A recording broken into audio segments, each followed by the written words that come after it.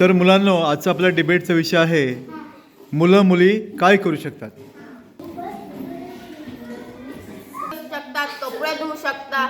परत जे मुलं करू शकतात ते पण आम्ही करू शकतो. साजरीचं म्हणणं असं आहे की मुलं जे करू शकतात ते त्या करू शकतात. तुम्हाला काय वाटतंय?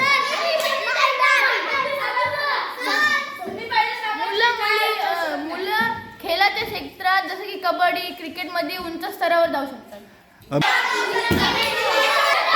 मुली सगळ्यामध्ये पुढे आहेत. जशी शाळेमध्ये पण मुली पुढे आहेत.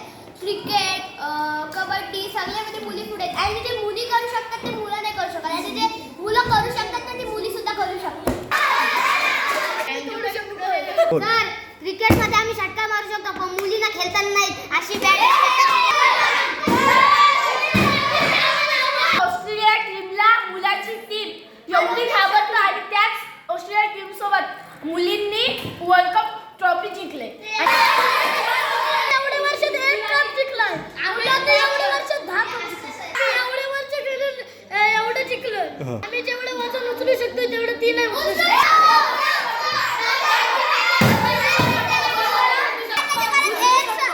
एअर होस्टेस बनत आहे. डॉक्टर पोलीस इंजिनियर पोलीस सगळंच काही बनत आहेत. पण मुलांची संख्या अजूनच खाली आहे. बिझनेसमॅन आहेत ना ते सगळे पोरं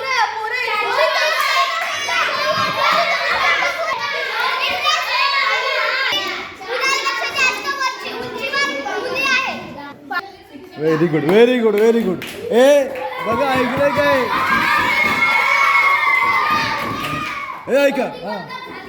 हां हे ऐका. सावित्रीबाईंना ज्यांना शिकवलंय ते ज्योतिबा फुले हे होते. पण मुलांचा साथ होता. मुलांचा साथ होता.